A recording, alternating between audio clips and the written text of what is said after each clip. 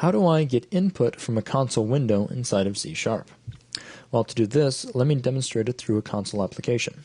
So I'll begin a new console application, we'll jump into the main method, and then we'll take a look at the method that is found within console, that is console.readLine. As a matter of fact, let me jot some of that down, console.readLine.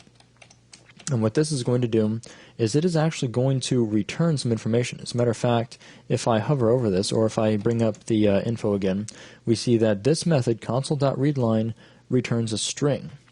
So what we're going to do is actually jump out to the beginning of it and say string input equals console.readLine. And that way we can store whatever input is gathered. So then once we have that input, we could turn around and do something with it. I'm just going to show it back to the screen. So I'm going to do a console write line, or I'll write out the text your input, and then we'll format the string. So I'll give element 0 and then give the formatted value of input.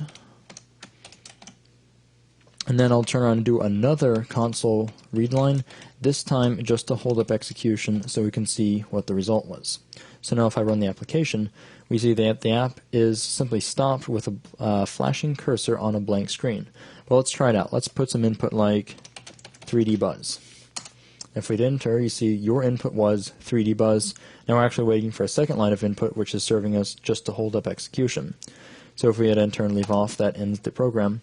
Now if we'd like to make this a little bit more intuitive so that the user starts with some text as a prompt, as an actual prompt, we could do that with console.write.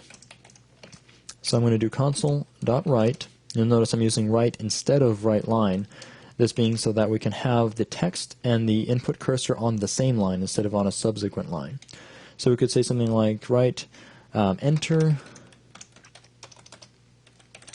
your name will be the input prompt. I'll add a space and then end off the double quotes. Then we run the read line, storing that in input, and show what the input was.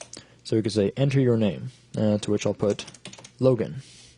We say your input was Logan, and that ends off the program. And the big thing about that is it made it look so much more presentable because you had the enter your name, or enter you name, and then at the very end, the flashing cursor waiting for input, as opposed to if we would have used a console.write line, it would have put the you're gonna fix that. It would have put the cursor on the bottom. Right. So now as we enter the name, it's kind of disjointed. We see the prompt, but then it's at an odd location that we have to enter the input. Precisely.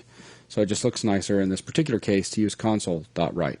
But with that, that is going to wrap up everything that we wanted to show in this How Do I?